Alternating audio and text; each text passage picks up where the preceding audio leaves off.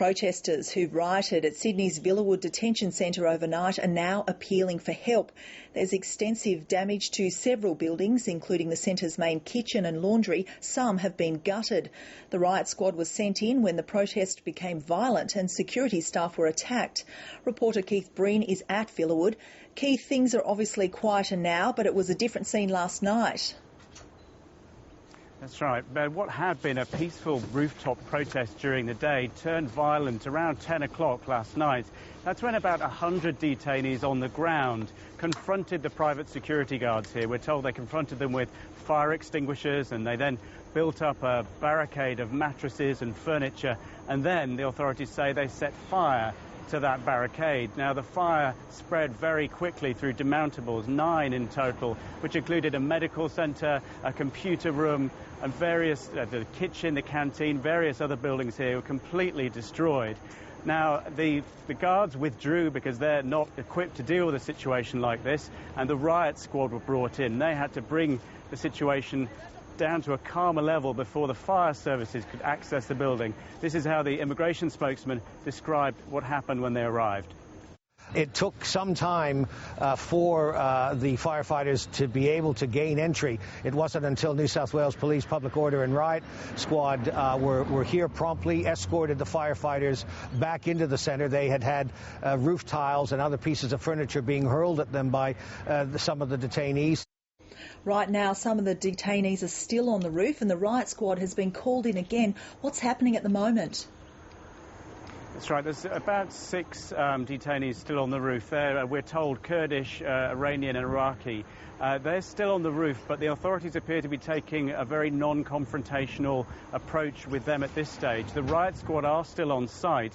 We saw them entering the building earlier, but what they appear to be doing is escorting the fire services around the site just to see which buildings are damaged, which ones are still safe. We're told, other than the 6 who are on the roof now and who remain on the roof, the other 400 detainees are under lock and key and are in a secure environment now.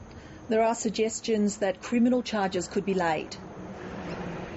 That's right. The Department of Immigration made clear this morning that this riot is being viewed very seriously. They say about 100 people of the 400 detainees here were involved.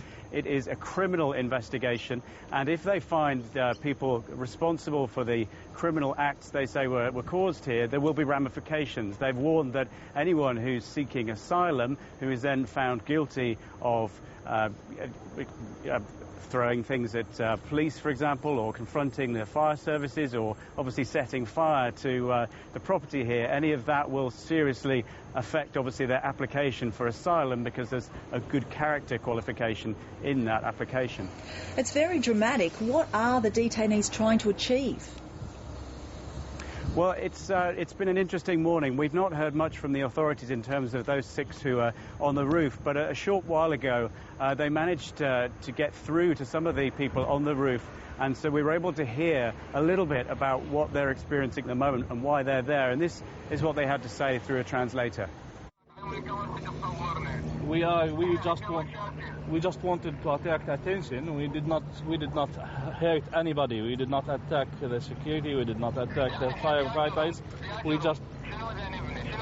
Why we're still here? What crime did we do to stay in the detention for a long time? Very briefly, Keith, there's a lot of damage done there and 400 or so people need to live somewhere. What happens now? This is the question which we haven't been given the answer to yet. There's 400 people here. It's virtually at capacity, and 9 buildings have been completely destroyed. You've got to wonder whether they can keep those 400 people here or whether they'll have to move them. But there's been no word as to where they would be moved, because obviously other detention centres are also running close or at capacity. Keith Breen, thank you.